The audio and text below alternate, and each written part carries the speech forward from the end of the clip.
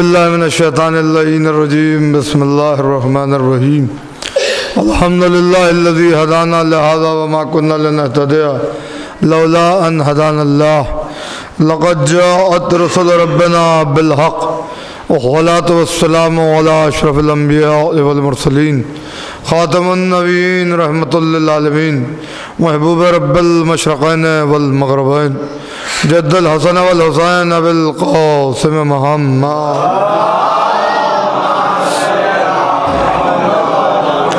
وعلى آل بیتہ الطیبین الطاہرین المعصومین المظلومین المنتخبین المنتجبین وعلى آل بیتہ الطیبین الطاہرین ولعنۃ اللہ علی اعدائہم اجمعین من الآن الى قیام یوم الدین اما بعد فقد قال اللہ تبارک و تعالی فی محکم کتابہ المجید وفرقانہ الحمید وخطابہ الرشید وقولہ الحق بسم اللہ الرحمن الرحیم هو الذی بعث فی الامیین رسولا منہم یتلو علیہم آیاتہ ویزکیہم ویعلمہم الکتاب والحکمہ وَإِن كَانُوا مِن قَبْلُ لَفِي ضَلَالٍ مُبِينٍ صلوات بھیجے محمد۔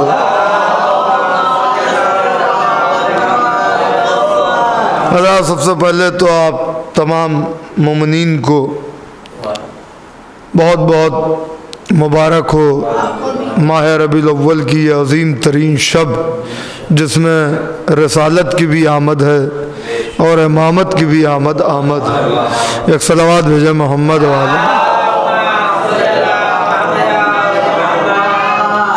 قرآن مجید کے کیونکہ آج شب جمعہ ہے اور کل روز جمعہ ہے اور روز جمعہ ولادت کی تاریخ ہے سرکار رسالت مآب کی بھی اور ہمارے چھٹے امام امام جعفر صادق علیہ السلام اور ہمارا جو بھی امام دنیا میں آیا ہے وہ جمعے کے روز آیا ہے، لہذا ایک عظیم ترین سعادت ہے جو کل ہمیں معصومین کے ذکر کی برکت سے حاصل ہو رہی ہے۔ دیکھیے عزیزوں، میں نے قرآن مجید کے سورہ جمعہ کی ایک آیت کی تلاوت کا شرف حاصل کیا ہے اور یہ آیت جو ہے وہ سورہ جمعہ کی دوسری آیت ہے۔ هو الذی بعث فی الامیین رسولا منہم، وہ وہی ہے جس نے مبعوث کیا، اپوائنٹ کیا اپنے رسول کو امیین، جو انہی میں سے یعنی انہی میں سے ایک رسول کو مبعوث کیا۔ یتلو علیہم آیاتہ ہی اس لیے مبعوث کیا ہے تاکہ وہ آیتوں کی تلاوت کر سکے، وَيُزَكِّيهِمْ، ایک صلوات بھیج دے محمد وَيُزَكِّيهِمْ، آپ میری طرف متوجہ رہیں، بس تو بچے ہیں ان کا تو اپنا کام رہے گا بہرحال۔ وَيُزَكِّيهِمْ، اور نفوس کا تزکیہ کریں یعنی نفسوں کو پاک کریں۔ وَيُعَلَّمُهُمُ الْكِتَابَ وَالْحِكْمَةَ، اور تعلیم دے کتاب کی اور حکمت کی۔ وَإِن كَانُوا مِن قَبْلُ لَفِي ضَلَالٍ مُبِينٍ، حالانکہ اس نبی کے آنے سے پہلے سارا معاشرہ جو ہے وہ کھلی ہوئی گمراہی میں مبتلا۔ دیکھیے بہت ہی اہم ترین بات جو مجھے آپ سے کرنی ہے وہ یہ ہے کہ یہ سورہ جمعہ کی دوسری آیت، یعنی سورہ جمعہ یہاں سے شروع نہیں ہو رہا ہے۔ سورہ جمعہ جو شروع ہو رہا ہے وہ آیت جو ہے وہ یہ ہے کہ بسم اللہ الرحمن الرحیم، یسبح للہ ما فی السماوات وما فی الارض الملک القدوس العزیز الحکیم۔ یعنی سورہ جمعہ کو اللہ نبی کی تعریف سے نہیں شروع کر رہا ہے بلکہ اپنی تعریف سے شروع کر رہا ہے کہ تسبیح کے لائق ہے وہ اللہ، اور کائنات میں تسبیح یعنی جو کچھ بھی آسمانوں میں ہے اور جو کچھ بھی زمینوں میں ہے یا ان کے درمیان ہے، ہر شے تسبیح کرتی ہے اللہ کی۔ وہ اللہ کون ہے؟ ملک القدوس العزیز الحکیم، وہ اللہ صاحب ملک ہے، یعنی ملک اس کے اختیار میں ہے، بادشاہت صرف اور صرف اسی کی ہے۔ دوسری بات کہی قدوس، وہ اللہ صاحب تقدس ہے، یعنی اس میں پاکیزگی پائی جاتی ہے۔ تو جب اللہ میں پاکیزگی پائی جاتی ہے تو پھر اللہ جنہیں پہلے مرحلے پر منتخب کرے گا وہ بھی طیب و طاہر ہوں گے۔ تو جب اللہ پاک ہے تو اب اللہ سے جو پہل حقیقت صادر ہوگی وہ ان 5 افراد کی ہوگی جنہیں ملا دیجئے تو پنجتن پاک کہا جاتا ہے۔ ایک صلوات بھیجے محمد والے۔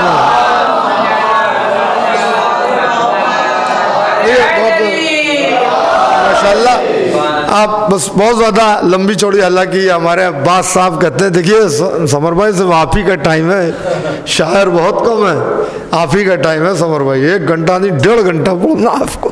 خیر میں ویسا کچھ نہیں کرنے والا ہوں، لیکن کیونکہ آج کی شب ہے تو لہذا اس کی مناسبت سے میں آپ کی خدمت میں چند اہم معروضات پیش کرنا چاہتا ہوں۔ دیکھیے اللہ مالک بھی ہے اور صاحب تقدس بھی ہے۔ پھر تیسری اللہ نے اپنی صفت جو بیان کی ہے وہ یہ کہ عزیز، وہ عزیز ہے یعنی وہ عزتوں والا ہے، عزیز الحکیم۔ یہاں پر آیت ختم ہو رہی ہے پہلی، یسبح للہ ما فی السماوات و ما فی الارض الملک القدوس العزیز الحکیم، یعنی اپنی 4 صفتیں اللہ نے بیان کی کہ وہ اللہ جس کی تسبیح کائنات کی ہر شے کر رہی ہے، وہ مالک بھی ہے، قدوس بھی ہے، عزیز بھی ہے اور حکیم بھی ہے، یعنی حکمت کی جو ہے باتیں بتانے والا ہے، اور خود بھی حکیم ہے یعنی حکیم مطلق۔ اس کے بعد جو دوسری آیت آ رہی ہے وہ یہ آ رہی ہے، دیکھیے میں یہ سمجھتا ہوں جمعے کے روز اگر آپ سورہ جمعہ کی تلاوت کریں گے، بہت چھوٹا سا سورہ ہے، بسم اللہ کو ملا کے صرف 12 آیتیں ہیں سورہ جمعہ میں، اس سے زیادہ آیتیں نہیں، بہت توجہ چاہ رہا ہوں، صرف 12 آیتیں سورہ جمعہ میں، بسم اللہ کو ملا کے 12 آیتیں، یعنی بسم اللہ اس کے بعد 11 آیتیں اور ہیں، بہت توجہ چاہ رہا ہوں۔ تو سورہ جمعہ کا آغاز اللہ اپنی تسبیح سے کر رہا ہے، اس کے بعد کرا هو الذی بعث فی الامین رسولا۔ اب وہ اللہ وہی ہے جس نے مبعوث کیا اپنے رسول کو، بہت توجہ، جس نے مبعوث کیا اپنے رسول کو، اور اس رسول کا کام کیا ہے؟ یتلو علیہم، 4 صفتیں اپنی بیان کی تھی تو 4 ہی کام رسالت مآب کے بھی بیان کیے۔ یتلو علیہم آیات ہی، پہلا کام یہ کہ آیتوں کی تلاوت، وَيُزَكِّيهِمْ، دیکھیے وہ صاحب تقدس ہے، وہ اس کے پاس پاکیزگی پائی جاتی ہے، وَيُزَكِّيهِمْ، نفسوں کو پاک کرنے کی ذمہ داری ان کی۔ دوسری صفت وَيُزَكِّيهِمْ وَيُعَلِّمُهُمُ الْكِتَابَ وَالْحِکْمَةَ، یعنی تعلیم دیں گے۔ تیسری چیز کیا ہے؟ کتاب کی، اور چونکہ اپنی بھی بات ختم کی تھی حکیم پر تو لہذا کہا حکمہ، اور حکمت کی تعلیم دیں گے، یعنی 4 صفتیں اللہ نے اپنی بیان کی تو 4 کام سرکار رسالت مآب کے بیان کی، مگر تعریف اپنی کر کے اور پھر کہا کہ وہ اللہ وہی ہے، جبکہ آپ کو قرآن مجید میں انداز ملے گا کہ اللہ نے اپنی جو تعریف کی ہے اس میں انداز آپ کو یہ ملے گا الحمدللہ رب العالمین الرحمن الرحیم مالک یوم الدین، اس طریقے۔ مگر سورہ جمعہ میں جب اللہ اپنی تعریف کرتا اور اپنی تسبیح کی بات کرتا اور کہتا آسمان کے جو کچھ اوپر ہے یا زمین کے جو کچھ نیچے ہے یا جو کچھ ان کے درمیان ہے، ان کے مابین ہے، ہر شے تسبیح کر رہی ہے، اس لیے کہ وہ مالک ہے، قدوس ہے، عزیز ہے، حکیم ہے، مگر وہ وہی ہے جس نے ایسے رسول کو مبعوث کیا۔ بہت توجہ، وہ وہی ہے جس نے ایسے رسول کو مبعوث کیا، امین میں ایسے رسول کو مبعوث کیا جو آیتوں کی تلاوت کرتا ہے، نفوس کو پاک کرتا ہے، تزکیہ۔ میں اتنا روک کیوں رہا ہوں؟ تاکہ میرا ہر سننے والا ذرا سا متوجہ ہو جائے جو میں کہنے جا رہا ہوں، کہ پروردگار عالم نے یہ نہیں کہا کہ رسول وہ ہے جس کا اللہ ایسا ہے. یہ نہیں کہا کہ مصطفیٰ وہ ہے کہ جس کا اللہ ایسا ہے کہ وہ عزیز ہے, حکیم ہے. سمجھ رہے ہیں؟ قدوس ہے, یہ نہیں کہا, بلکہ کیا کہا کہ اللہ وہ ہے جس نے ایسے رسول کو بھیجا ہے. میں بہت توجہ چاہ رہا ہوں, پھر کہہ رہا ہوں, یعنی اللہ یہ نہیں کہہ رہا ہے کہ رسول وہ ہے, مصطفیٰ وہ ہے جس کا اللہ ایسا ہے کہ صاحب ملک ہے, عزتوں والا ہے, حکمتوں والا ہے. حالانکہ وہ بھی بات کہی جاتی تو اپنے آپ میں کامل تھی, اس میں کوئی مشکل نہیں آتی, مگر کیا کہہ رہے کہ نہیں, اللہ وہ ہے, وہ اللہ وہی ہے کہ جس نے ایسا رسول بھیجا. یعنی فخر کی منزل میں اللہ نے رسالت کے لیے اس بات کو فخر نہیں سمجھا کہ اللہ اپنا تعارف کرائے, بلکہ اللہ نے اپنے لیے فخر سمجھا کہ ہم نے ایسا رسول بھیج دیا. میں بہت توجہ چاہ رہا ہوں, دیکھیے بہت توجہ. یار بھائی اگر میں کوئی حدیث پڑھتا, میں کوئی روایت, دیکھیں میرا انداز یہ ہے کہ میں ذرا احادیث و بیان کرتا ہوں مگر بہت محتاط ہو کے. اس کی وجہ یہ ہے کہ اس میں ضعیف و قوی والا معاملہ آتا ہے. روایت معتبر ہے کہ نہیں, کہاں پڑھا, کس کتاب سے پڑھا, ارے سب چھوڑیے بھائی, قرآن کی بات کیجیے, اس پر تو کسی کو پریشانی نہیں ہے نا, سب مانتے ہیں. اللہ کہہ رہا ہے کہ میں تسبیح کے لائق ہوں, میری تسبیح کرتی کائنات کی ہر شے. میں مالک ہوں, میں قدوس ہوں, میں عزیز ہوں, میں حکیم ہوں. میں وہی ہوں جس نے ایسا رسول بھیجا. یعنی رسالت کے تعارف کا ذریعہ توحید کو نہیں بنایا, بلکہ توحید کے تعارف کا ذریعہ رسالت کو بنایا. میں کیا کہہ رہا ہوں, توحید کے تعارف کا ذریعہ رسالت کو بنایا. یعنی رسالت کے لیے توحید کو دلیل نہیں بنایا, توحید کے لیے دلیل بنایا سرکار رسالت باپ کی رسالت کو. سرکار رسالت باپ کو آپ نے غور نہیں کیا, اگر سب کر لیتے تو شاید بات یہی مکمل ہو جاتی. چلیے جملے کو بہت سمیٹ کے آپ کی خدمت میں عرض کروں کہ پروردگار عالم اپنی خدائی کا اعلان اس طرح کر رہا ہے کہ میں نے مصطفیٰ جیسا رسول بھیجا ہے, میں نے مصطفیٰ جیسا رسول بھیجا ہے. اب اگر کسی کو بھی اپنے خدا ہونے کا دعویٰ کرنا ہے تو وہ پہلے محمد جیسا رسول لے کے آئے. ایک صلوات بھیج دیں محمد وآل محمد. غور کر رہے ہیں آپ؟ اب اگر کسی کو بھی یہ ذوق ہے کہ وہ خدا ہو سکتا ہے تو وہ پہلے اپنے لیے محمد جیسا رسول لے کے, جو ممکن ہی نہیں ہے کہ کسی کے پاس مصطفیٰ جیسا رسول ہو. یعنی آدم سے لے کے عیسیٰ تک کسی کی رسالت کو اللہ فخر نہیں کر رہا ہے, ان کو بھیج ضرور رہا ہے, مگر جس کی رسالت کو فخر کر رہا ہے اس کو اپنی توحید کی دلیل بنا رہا ہے کہ میں اللہ اس لیے ہوں کہ میرے رسول کو محمد کہتے ہیں. سمجھ رہے ہیں؟ میرے رسول کو محمد کہتے ہیں. میں اللہ اس لیے ہوں کہ میرے رسول کو محمد کہتے ہیں. اب جملہ سن لیجئے کہ جب پروردگار عالم, یہ تعارف کس سے ہو رہا؟ زمین والوں سے کرایا جا رہا ہے نا. سورہ جمعہ میں جو کچھ بھی ہے تو قرآن تو زمین والوں کے لیے آیا ہے نا. قرآن عرش سے آیا ہے زمین پر, یعنی عرش سے آیا ہے فرش والوں کی ہدایت کے لیے, اللہ کے لدن سے آیا ہے. تو یعنی جب اللہ فرش والوں سے اپنا تعارف کراتا ہے تو رسول کو ذریعہ بناتا ہے.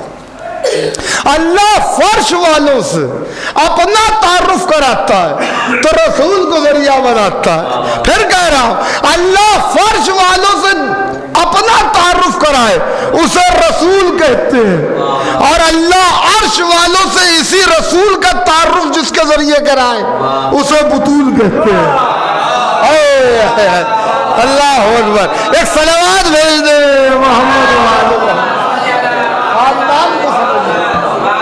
سمجھ رہے ہیں خاندان کو, سمجھ رہے ہیں کہ خاندان کتنا عظیم ہے. ماہ ربیع الاول کیا ہے, آپ کیا سمجھتے ہیں؟ یہ ماہ ربیع الاول, اس کی ایک ایک ساعت عظیم ہے. اس کے شب و روز قیمتی ہیں. ماہ ربیع الاول کفر و شرک کے موسم بدلنے کا زمانہ. ارے میں نے کیا جملہ کہا, ماہ ربیع الاول کفر و شرک کے موسم بدلنے کا زمانہ. ماہ ربیع الاول ظلم و جبر و استبداد و تشدد و صہیونیت و ملوکیت کے مٹنے کا زمانہ ہے. ماہ ربیع الاول اللہ کی توحید کی فصل بہار کا مہینہ. سمجھ رہے, ماہ ربیع الاول انسانی قدروں کے اجاگر کرنے کا مہینہ ہے. ماہ ربیع الاول غلاموں کی آزادی کا مہینہ ہے. ماہ ربیع الاول پسماندہ طبقوں کی عزت و وقار کا مہینہ ہے. ماہ ربیع الاول اسلام کے پھیلانے کا مہینہ ہے. ماہ ربیع الاول رحمت الہی کے برسنے کا مہینہ ہے. ماہ ربیع الاول وہ مہینہ ہے کہ جس میں رسالت کے ذریعے دین کے پھیلنے کی بھی ضمانت ہے, امامت کے ذریعے دین کے باقی رہنے کی بھی ضمانت ہے. ایک صلوات بولے محمد والے.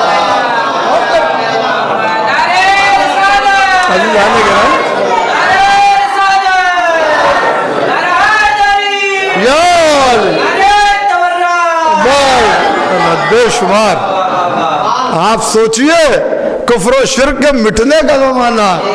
ربیع الاول ہی کی تاریخ ہے کہ جس میں فرعون امت واصل جہنم ہو گئے, اور وہ دن عید زہرا کے نام سے مشہور ہو گیا.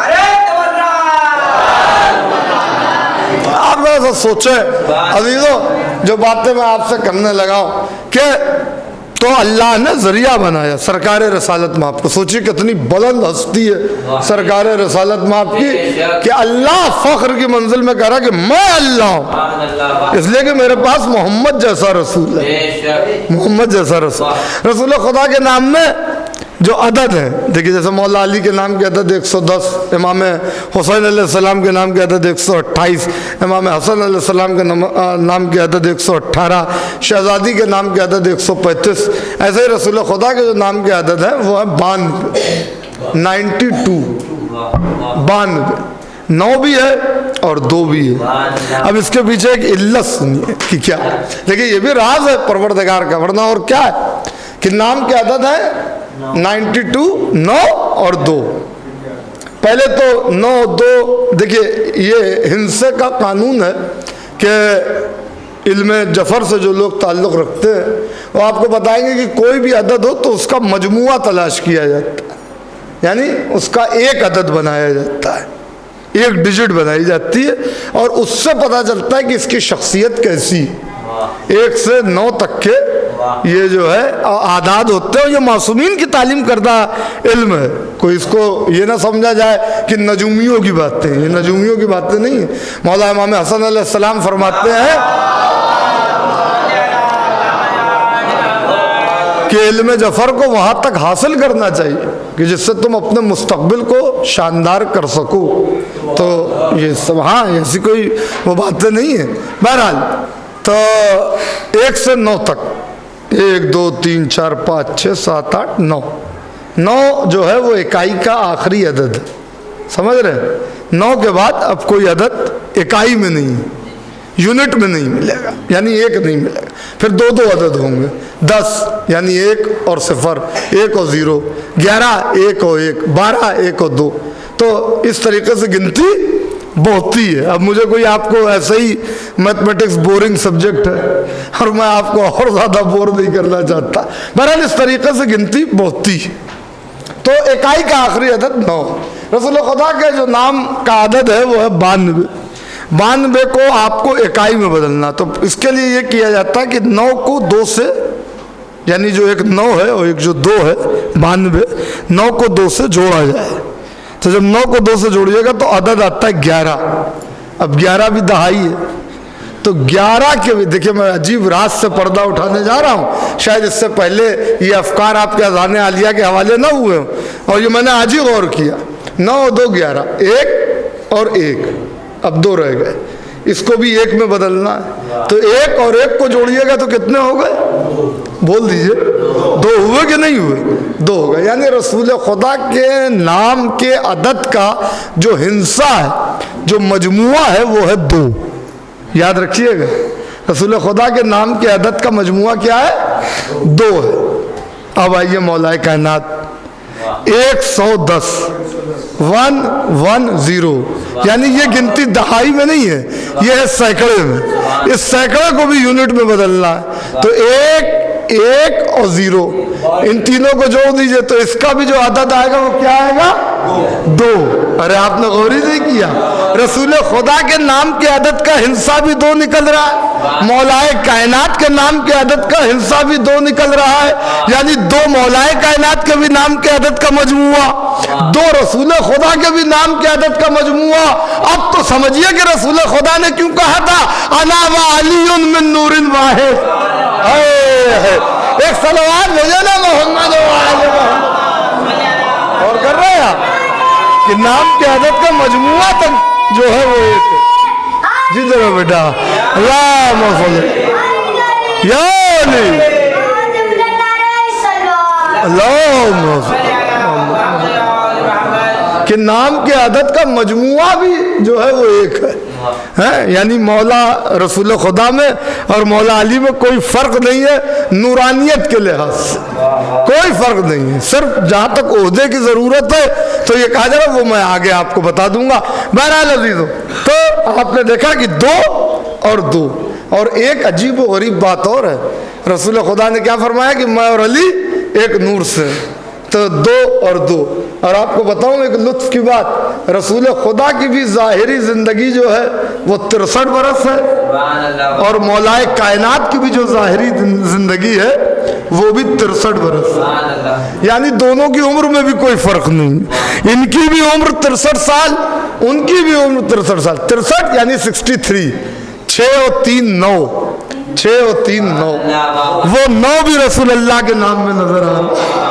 آپ دیکھیں 9 بھی نظر آ رہا ہے، 2 بھی نظر آ رہا ہے۔ اچھا آپ ایک چیز اور سنیے، کیونکہ شہزادی کے نام کے عدد کا مجموعہ جانتے کیا؟ تو شہزادی کے نام کے عدد ہے 135، 135، اس کو بھی اکائی میں بدل دیجئے، 3 اور 1 4، اور 4 اور 5، بھیا میری میتھمیٹکس کمزور ہے، آپ کی بھی کمزور ہے، 4 اور 5 9۔ لیجئے رسول اللہ کے نام کے عدد دیکھیے 92، مولائے کائنات کے نام کے عدد کا مجموعہ 2 بھی موجود ہے، شہزادی کے نام کے عدد کا مجموعہ 9 بھی موجود ہے۔ اب سمجھ میں آیا رسول خدا نے کیوں کہا تھا فاطمہ بضعۃ منی، فاطمہ میرا ٹکڑا ہے۔ ایک صلوات بھیجو محمد و آل محمد۔ دیکھیے خالی نام کے عدد سے آپ جو ہے اس چیز کا اندازہ کر سکتے ہیں۔ ایک صلوات اور بھیج دیں معاذ اللہ۔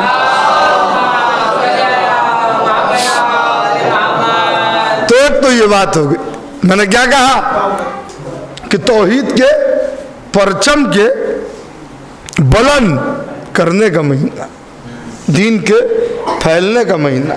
اب سنیے عزیزوں جو بات کہہ رہا ہوں، ایک صلوات اور بھیج دیں محمد و آل محمد۔ یوں تو رسول خدا سرکار رسالت مآب حضرت عبداللہ دنیا میں نہیں تھے، مگر آج کی یہ عظیم ترین شب، کل کا وہ دن، نماز صبح کے وقت خانہ ابو طالب میں رسالت کا چراغ روشن ہونا، بی بی آمنہ کی گود میں، بلکہ بی بی آمنہ کی پاک و طیب و طاہر گود میں، آغوش میں رسالت کا مکمل قرآن اترنے والا۔ سوچیے آپ، اور وہ قرآن تو جبریل کے ساتھ آئے گا، یہ قرآن بغیر جبریل کے آ رہا، بغیر جبریل کے آ رہا۔ اب بی بی آمنہ کی جو خوشی ہے وہ تو اپنی جگہ ہے، ایک ماں کو کتنی خوشی ہوتی ہے شہزادی آمنہ سلام اللہ علیہ کو، وہ اپنی جگہ، مگر تاریخ کہتی ہے کہ بی بی فاطمہ بنت اسد جو کہ مولائے کائنات کی مادر گرامی، اور ابھی مولائے کائنات دنیا میں نہیں ہے، نور ایک ہی ساتھ خلق ہوا، مگر مولائے کائنات دنیا میں نہیں آئے، ابھی تو آنے میں وقت ہے، مولا کو کتنا وقت ہے وہ بھی آپ کو پتہ چل جائے گا۔ تو بی بی فاطمہ بنت اسد کی خوشی کچھ اتنی تھی کہ علماء اسے تاریخ میں جو ہے وہ درج کرتے ہیں، اور خود اموی دسترخوان پر بیٹھنے والے مورخین بھی اسے چھپا نہیں پائے۔ انہوں نے بھی اپنی اپنی کتابوں میں لکھا کہ بی بی فاطمہ بنت اسد سلام اللہ علیہا، یعنی سرکار ابو طالب کا حرم، مولائے کائنات کی مادر گرامی، یعنی سرکار رسالت مآب کی چچی اتنا خوش ہوئی، اتنا خوش ہوئی کہ اصول کافی کی روایت، اور میں اس سے بڑا تحفہ آپ کو نہیں دے سکتا اس ایک روایت میں کہ 2 معصوموں کی آمد کا جشن ہے، تو روایت چھٹے امام سے ہے اور فضیلت رسول خدا کی بیان کی جا رہی ہے۔ سمجھ رہے ہیں آپ؟ اب اس سے بڑا تحفہ میں آپ کو کیا دوں؟ اس سے بڑا تحفہ نہیں ہو سکتا آج کے شب کے لیے کہ 2 معصوم یعنی رسول خدا کی آمد کی بھی تاریخ ہے اور چھٹے امام کی بھی آمد کی تاریخ، روایت چھٹے امام سے، امام صادق روایت بیان کر رہے ہیں اصول کافی میں، اور رسول خدا کی آمد کا ذکر ہے۔ اللہ فرماتے ہیں کہ میری جدہ ماجدہ بے انتہا خوش ہو گئی، اور اتنا خوش ہو گئی، اتنا مسرور ہوئی کہ اسی خوشی میں دوڑتے دوڑتے سرکار ابو طالب کے پاس پہنچی، سرکار ابو طالب کے پاس پہنچی، اور ان سے جا کے جانتے ہیں کیا کہا؟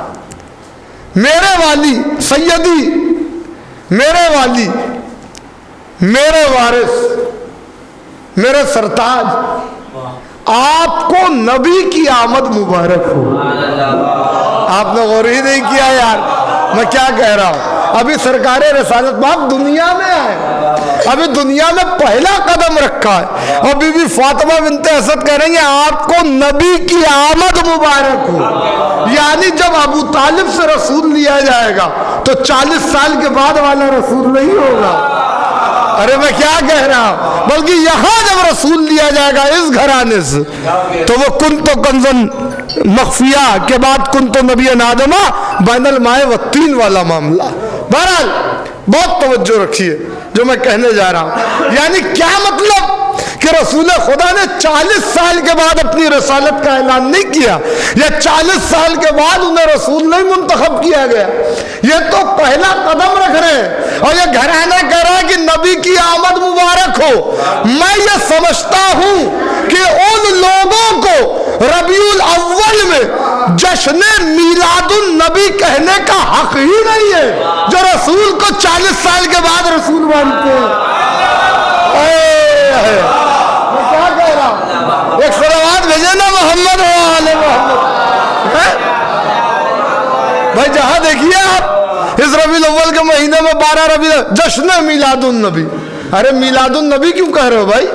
نبی کے میلاد کا جشن منا رہے ہو، نبی تو تمہاری نظر میں پیدا ہوتے ہوئے نبی نہیں تھے، وہ تو 40 سال بعد نبی ہو رہے ہیں، تو یہ میلاد النبی کیوں کہہ رہے ہیں؟ میلاد مصطفیٰ کہیے، میلاد محمد کہیے، میلاد النبی کہنا اس بات کی دلیل ہے کہ آپ کسی ضد میں یہ بات کر رہے ہیں، ورنہ معلوم آپ کو بھی ہے، آپ کے شعور میں بھی نبی آتا ہے تو نبی ہوتا ہے، نبی ہوتا ہے۔ بہرحال تو یہ بی بی فاطمہ بنت اسد نے کہا، اور سنیے گا نورانیت کا عالم کیا تھا۔ کچھ ایسے معجزے ہیں سرکار رسالت مآب کے، بس میں تمام کر رہا ہوں، کچھ ایسے معجزے ہیں سرکار رسالت مآب کے، یوں تو علامہ مجلسی نے جہاں تک میرا حافظہ کام کر رہا ہے 1000 سے اوپر معجزات سرکار رسالت مآب کے درج کیے، 1000 سے اوپر، اور آخر میں قلم کو توڑ کر علامہ مجلسی نے یہ کہہ دیا اب اس سے زیادہ میں کیا لکھوں،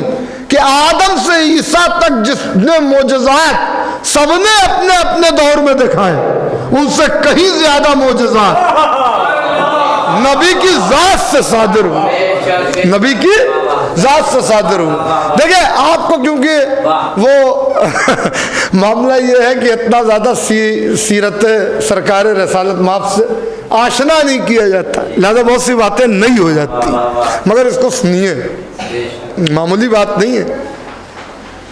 24 سے لے کے 25 معجزات نبی کے وہ ہیں جو صرف نبی کے اپنے جسم کے،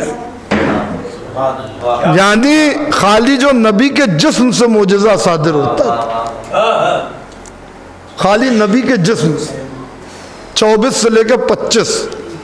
یہ مناقب ابن شہر آشوب، یہ شیعوں کی کتاب نہیں ہے، उलमा अहले सुन्नत की मनाक़िब शहर आशूम, उसमें उसके अलावा हमारी किताबें तो भरी पड़ी हुई है। हक़्क़ुल यक़ीन में अल्लामा मजलिसी ने, ऐनुल यक़ीन में, बिहारुल अनवार में, और उनकी 2 जिल्दों पर एक किताब और है उसमें, जिसमें उन्होंने इमामत पर तबसरा किया है, रिसालत पर तबसरा किया है, उसमें इन बातों को उन्होंने लिखा है। यहाँ तक कि उसूल काफ़ियों न जाने कितनी किताबें कि 25 से लेकर 26 मोजज़ात सिर्फ नबी के वो थे जो उनके जिस्म से सादिर होते थे, यानी नबी को कुछ कहने की ज़रूरत नहीं होती थी, सिर्फ आने वाला उनके जिस्म अतहर को देखता था और ईमान ले आता था।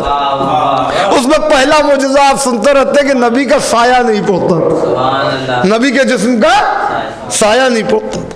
दूसरा मोजज़ा, जिधर जिधर नबी चलते थे अगर तेज धूप होती थी तो एक अब्र का टुकड़ा नबी के जिस्म के ऊपर साया किए रहता था, अब्र का टुकड़ा होता। और जैसे जैसे नबी, ये सब बीबी खतीजा ने मैसरा से पूछा जब शाम नबी काफिला लेके गए, यानी बीबी खतीजा का ये एहसान है कि उनके जरिए से नबी के जिस्म अतहर के मोजज़ात समझ कि नबी के अपने जिस्म के मोजज़ात क्या।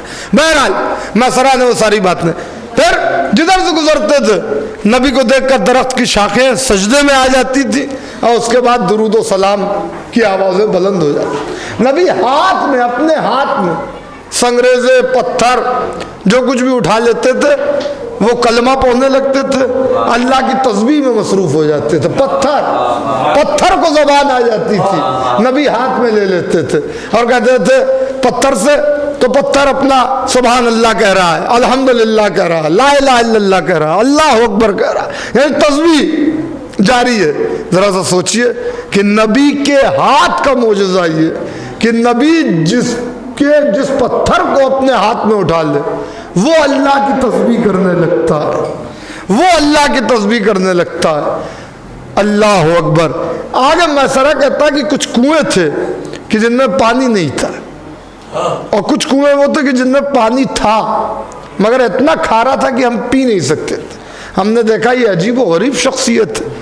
ये गए, जाने के बाद उस कुएं में अपना लुआब दहन डाला, इधर डाला, जो कुआं सूखा था वो पानी से भर गया और जिस कुएं का पानी खारा था वो ऐसा मीठा हो गया कि शहद से ज्यादा शीरी हो गया, शहद से ज्यादा शीरी हो गया। ये मैसरा बीबी खतीजा से कह रहा है जिस नबी के लुआबे दहन में इतना असर हो, अल्लाह जाने उस नबी के खून का क्या आलम होगा, उस नबी के लहू का क्या आलम होगा।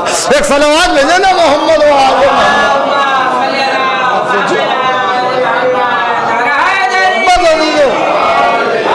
तमाम कर रहा हूं,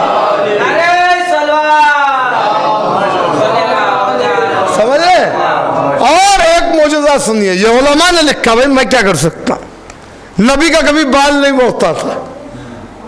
ये आप खाली नबूवत तक बात महदूद न रखिए। जब मुस्तफ़ा कह रहे हैं हमारा अव्वल भी मोहम्मद है, हमारा औसत भी मोहम्मद है, तो हमारा आखिर भी मोहम्मद है, तो तासुब की ऐनक लगा के लोगों ने आले मोहम्मद के अजसाम की बात नहीं की और उनके लिए नहीं कहा कि जिस्म का साया नहीं पड़ता था, बदन पर मक्खी नहीं आती थी, वरना जो जिस्म सरकार रिसालत में आपका है वही जिस्म आले मोहम्मद का, वही जिस्म आले मोहम्मद का। ये सारे खानदान का मौजूदा है।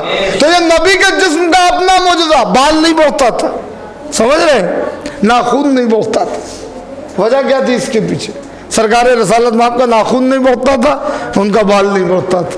वजह क्या थी इसके पीछे?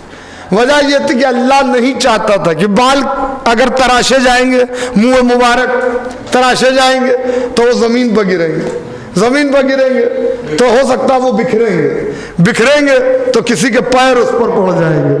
अल्लाह को ये गवारा नहीं है कि मेरे नबी के बालों पर किसी के पैर पड़े, मेरे नबी के बालों पर भी किसी के पैर पड़े। लिहाजा कहा आपके बाल नहीं बढ़ेंगे, आपके नाखून नहीं बढ़ेंगे, ताकि हम नहीं चाहते कि इन पर किसी के पैर पड़े। अल्लाह अकबर। वो अल्लाह जो इतना मोहतात है कि नबी के नाखून और बालों पर किसी के पैर पड़ना गवारा नहीं करता। अल्लाह जाने वो कितनी अजीब हस्ती है जो नबी के दोष पर अपने कदम रख रही है। जरा गौर करो,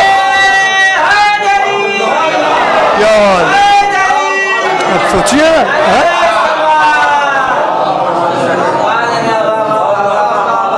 वो कितनी बुलंद हस्ती होगी कि नबी के दोष पर अपना कदम रख रही हो। तो अब अगर नबी का जिस्म ऐसा है तो कदम वही रखेगा जिसके जिस्म का आलम ये हो कि हाथ देखो तो यदुल्लाह कहलाए, आंखें देखो तो ऐनुल्लाह कहलाए, चेहरा देखो तो वजहुल्लाह कहलाए। एक सलवात भेजे मोहम्मद व आले मोहम्मद। और किया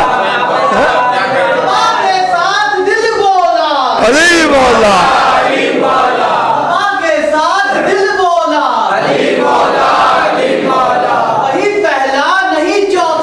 अली मौला, अली मौला,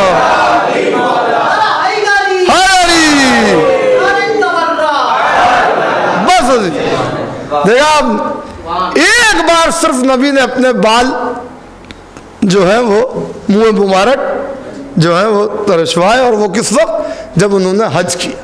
पहला ही हज था उनका, उसके अलावा कोई हज नहीं किया नबी। वही हज्जतुल विदा कहलाता है और वही हज है नबी का पहला और आखिरी हज जो हुजूर ने 10 हिजरी में किया। उसमें जब भाई बहुत तवज्जो चाह रहा हूँ, जब नबी ने अपने बाल अपने मुंह मुबारक साफ करवाए सर के, तो सहाबा कराम में लूट मच गई। और तारीख कहती है कि लोगों ने एक दूसरे को नोचना शुरू कर दिया, नबी के बाल ले लिए तबर्रुक के तौर पर।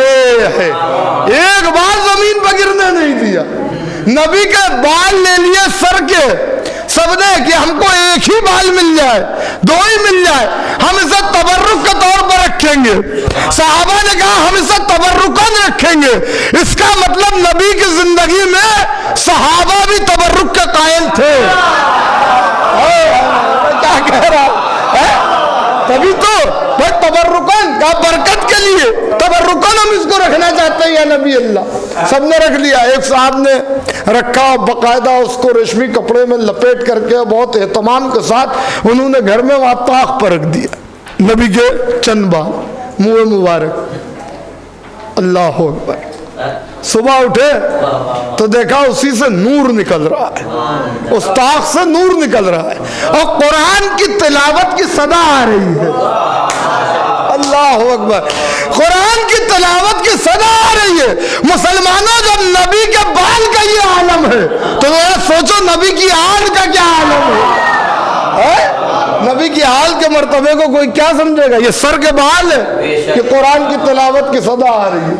तो ये एक बार का सिर्फ वाकया है जो नबी ने अपने मुंह मुबारक साफ करवाया, वरना उसके अलावा नहीं, क्योंकि ये उयूब में और मासूम हरैब से पाक होता है। तो न वहाँ नाखून बोते हैं, हमारे नाखून बोह जाते हैं, बोते हैं तो उसमें जर्म्स आ जाते हैं। जर्म्स आ जाते हैं तो अगर हम खाना खा रहे हैं, देखिए जुमे के दिन नाखून के काटने का बहुत सवाब है, बेपनाह सवाब है, बेइंतहा सवाब है जुमे के दिन नाखून के काटने का। यूँ तो नाखून काटना यूँ पाकीज़गी को अल्लाह पसंद करता है, तहारत आधा ईमान है, मगर जुमे के दिन बहुत सवाब है कि अगर आप बाएं हाथ की छोटी उंगली से नाखून काटना शुरू करें और उसके बाद उसको दाएं हाथ की छोटी उंगली पर ख़त्म कर दें, बेपनाह इतना सवाब है कि एक एक जर्रा जो नाखून का गिरता है तो अल्लाह एक एक गुलाम आज़ाद करने का सवाब देता है। कभी अगर एक हाथ का भी नाखून रह जाए और आप भूल गए, छोड़ दीजिए उसे जुमे के दिन, ताकि उस सवाब से महरूम ना हो, उस सवाब से महरूम ना। ये सब, लेकिन ये मासूम के लिए सब चीज़ें नहीं, वहाँ इस किस्म की कोई नजासत होती नहीं, वो तो वारिस से आया है, तथीर है। तो बहरहाल अजीज़ों, ये मंजिल थी कि नबी के जिस्म मुबारक के ये मोजज़ात। खाली एक बात और सुनिए और इस पर भी रश करेंगे आप। एक शहद की मक्खी, यूँ तो नबी के जिस्म पर कोई मक्खी आती नहीं थी, शहद की मक्खी घूम रही। अब ये कोई वैसी मक्खी नहीं, शहद की मक्खी है भाई, शहद की मक्खी, इसके लुआब में शफा होती। अल्लाह ने कहा है कुरान में, शफाउल लिन्नास, सूरह नहल, पूरा सूरा शहद की मक्खी के नाम से अल्लाह ने कुरान में मंसूब कर दिया है। तो उसकी एक अहमियत है क्योंकि वो अल्लाह की वही से अपने घर को बनाती है। تو لہٰذا اللہ نے اس کے لعاب دہن میں شفا رکھی. لعاب آپ کیا سمجھتے ہیں؟ لعاب تھوک کو نہیں کہتے، تھوک ایک الگ چیز ہے.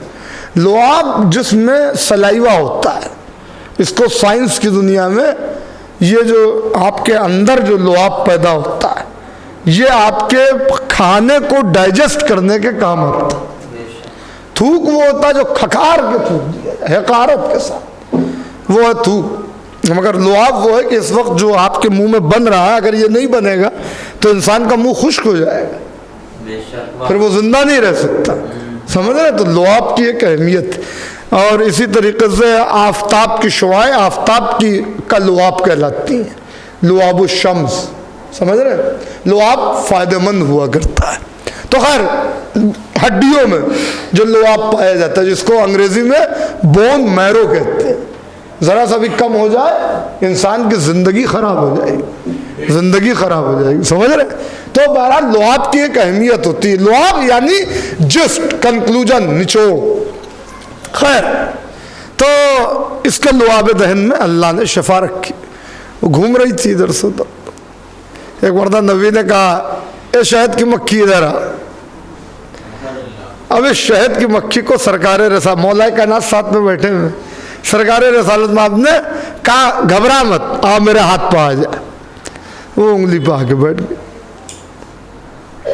آ کے بیٹھ گئی. معمولی مکھی آ نہیں سکتی، اور نبی نے اس شہد کی مکھی کو بلا لیا اور اپنے ہاتھ پہ بیٹھا لیا. وہ سلیمان ہے جن کے ہاتھ پہ چوٹی آتی ہے، یہ ہمارے سرکار ہیں جو شہد کی مکھی کو اپنے ہاتھ پر لیے ہوئے. توجہ توجہ اور بہت توجہ. ایک مرتبہ سرکار رسالت پاک نے کہا کہ تو جو غذا لیتی ہے وہ پھولوں کا رس ہے. کہا جی حضور، جو میری غذا ہے وہ پھولوں کا رس. کہا پھولوں کا رس کڑوا ہوتا ہے، کیا وجہ ہے؟ تیری غذا کڑوی ہے. معلوم سب ہے سرکار رسالت باپ کو مولا کائنات مسکرا رہے. کہا کیا وجہ ہے کہ تیری غذا کڑوی ہے، مگر اس غذا کے نتیجے میں جو لعاب تو زمانے کو دیتی ہے وہ سب سے زیادہ شیریں ہوتا ہے. شہد سے زیادہ شیریں کچھ نہیں. تو غذا تیری کڑوی ہے، مگر جو تو اس غذا کی شکل میں لعاب لوگوں کو بانٹ رہی ہے، تقسیم کر رہی ہے، اسی پھولوں کے رس سے وہ میٹھا کیسے ہو جاتا ہے؟ کہ سرکار رسالت باپ جب میں کسی بھی پھول پر بیٹھتی ہوں تو اس کے رس کو لینا شروع کرتی ہوں، لیتی جاتی ہوں. رس ہوتا ہے کڑوا، مگر جب میں اسے لے کر اپنے دہن میں رکھتی ہوں تو آپ پر درود بھیجتی ہوں اور آپ کے دشمنوں پر لعنت بھیجتی ہوں. شہد کڑوے سے میٹھا ہو جاتا ہے. ایک صلوات بھیج دے محمد و آل محمد. وہ پھولوں کا رس کڑوے سے میٹھا ہو جاتا ہے. آپ سمجھے؟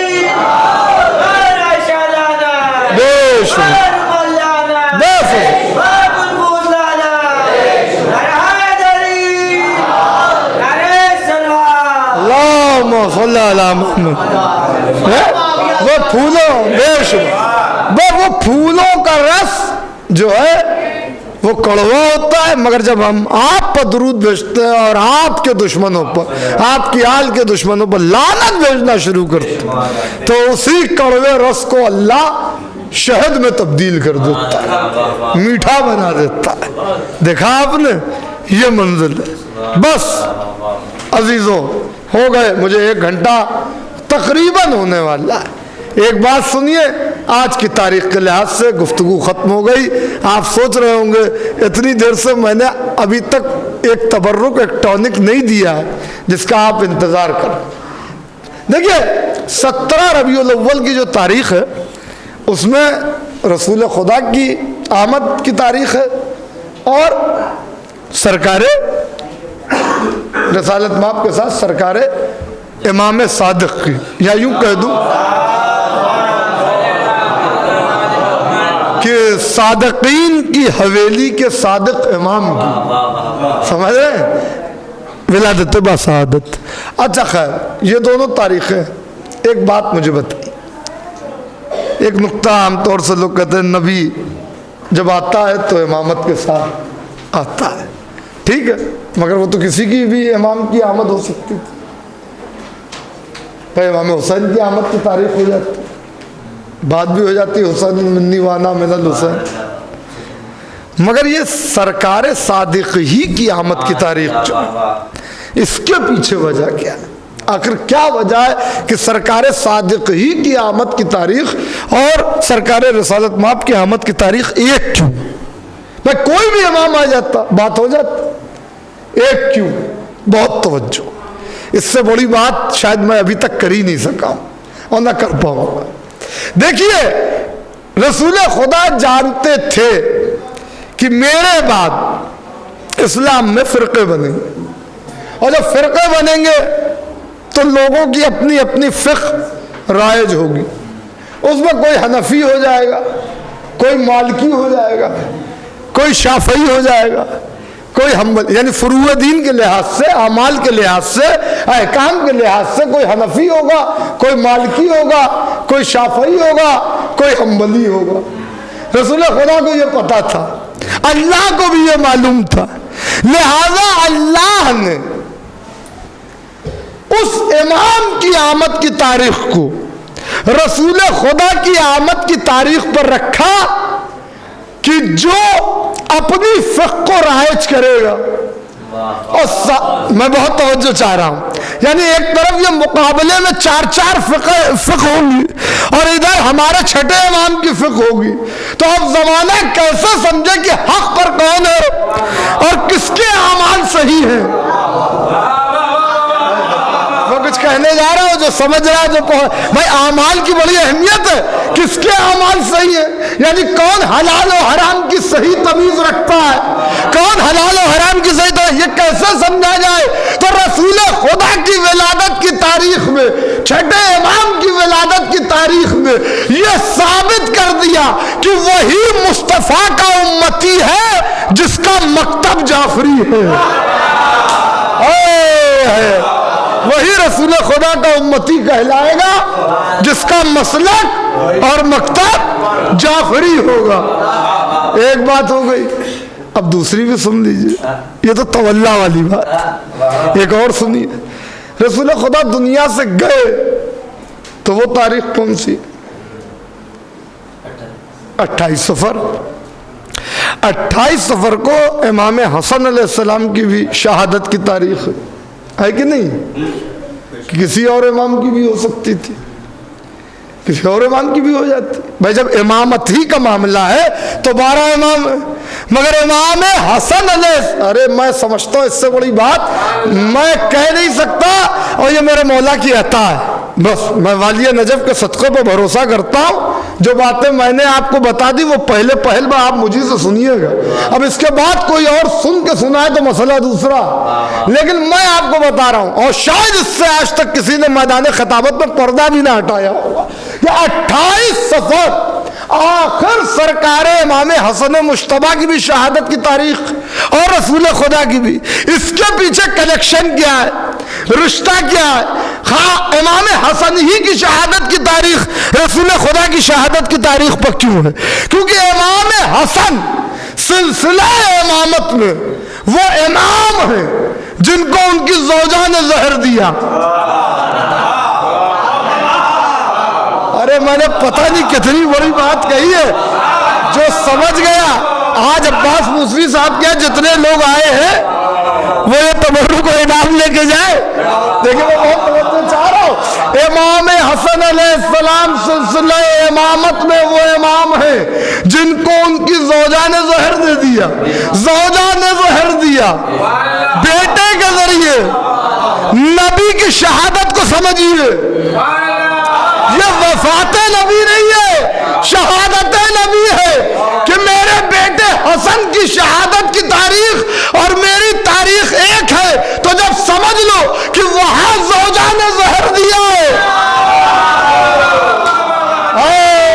मैं कुछ कहने जा रहा, वो मलूना जिसने इमाम हसन को जहर दिया, इमाम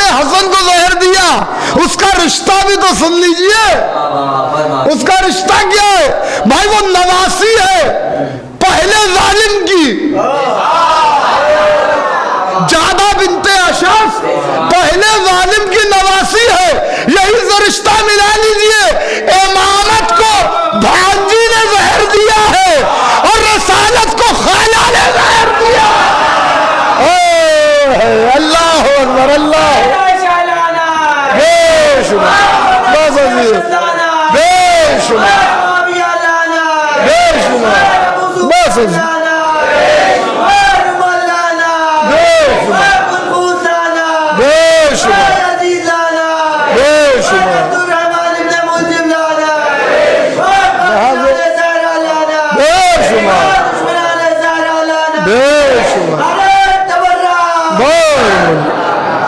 مولا آپ کو سلامت رکھے.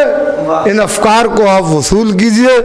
نبی نے اپنی آمد کی تاریخ سے بھی ثابت کیا اور اپنے دنیا سے جانے کی بھی تاریخ سے ثابت کیا اور پردہ ہٹایا.